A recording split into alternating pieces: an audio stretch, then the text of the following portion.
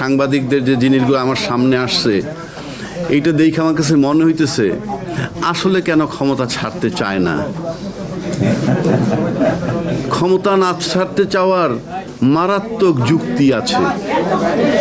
আমি একটা সাধারণ লোক, আজকে আমার সামনে যে মাইক্রোফোনগুলো আসছে এইটা যদি কোনো এমপি কিংবা প্রধানমন্ত্রী ভাষণ দেয় তাহলে আমার কাছে মনে হয় কয়েক শত কয়েক হাজার মাইক্রোফোন এবার সামনে আসে।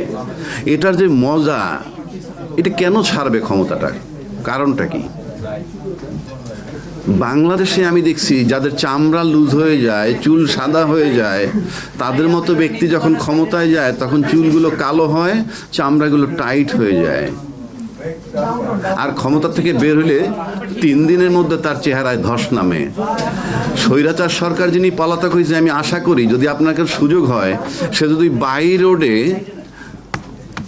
প্রতিবেশী দেশ থেকে ঢাকায় ঢোকে, আমার কাছে মনে হয় না তাকে কেউ চিনবে এবং সে আরামে ঢুকতে পারবে। অর্থাৎ তার চেহারা হয়তো এইরকম হয়েছে বা হওয়ার কথা।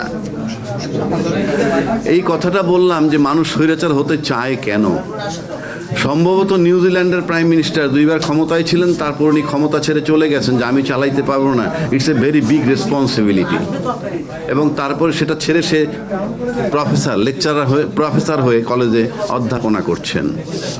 আমি বাংলাদেশে আমার গত 53 বছরে শুনি নাই কোনো মন্ত্রী পদত্যাগ করছেন, কোনো প্রধানমন্ত্রী স্বেচ্ছায় নিজের অযোগ্যতার কারণে পদত্যাগ করছেন আমরা দেখিনি। হয় তাদেরকে জনগণ তাড়াইছে, নয়তো আর্মি তাড়াইছে।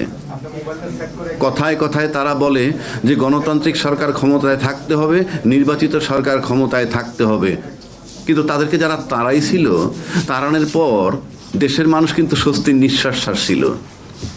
ফলাফল পরে কি হবে সেটা পরের কথা, কিন্তু ওই মুহূর্তে তারা তৃপ্তির ঢেকুর তুলছিল, আলহামদুলিল্লাহ আমরা বাঁচছি।